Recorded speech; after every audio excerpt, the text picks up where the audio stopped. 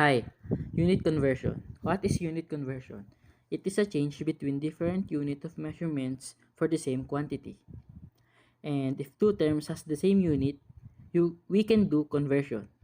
And if the two terms doesn't have the same unit, we can do conversion.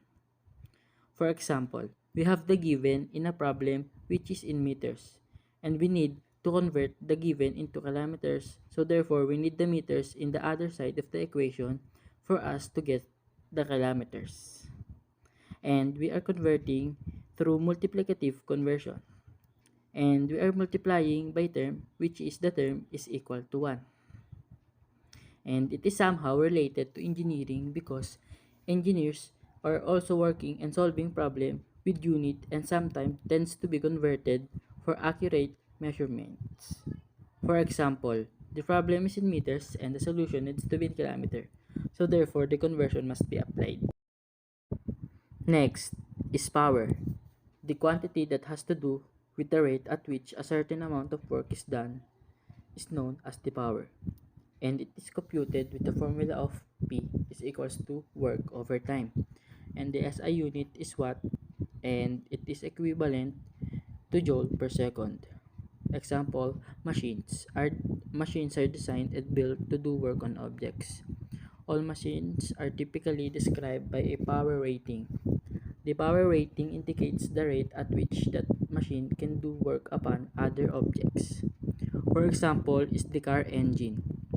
The power rating relates to how rapidly the power of the engine can accelerate a car. For example, a car has 40 horsepower engine could accelerate the car from 0 miles per hour to 60 miles per hour in 16 seconds. And if this were the case, then a car with 4 times the horsepower could do the same amount of work. That is, a 160 horsepower engine could accelerate the same car from 0 miles to 60 miles per hour in just 4 seconds. And for engineering, example is in manufacturing, one of their jobs is to enhance the power of their machineries to become more efficient in their production, to produce product in less time. In conclusion, is that for the same amount of work, power, and time are inversely proportional. The power equation suggests that a more powerful engine can do the same amount of work in less time. Next is temperature. It is the measure of hotness and coldness. And we have the temperature scales. First is the Kelvin. It is the base unit of temperature in the International System of Unit, having the unit symbol of K. Next is the Fahrenheit, in which it is the scale of temperature on which water freezes at 32 degree and boils at 212 degree.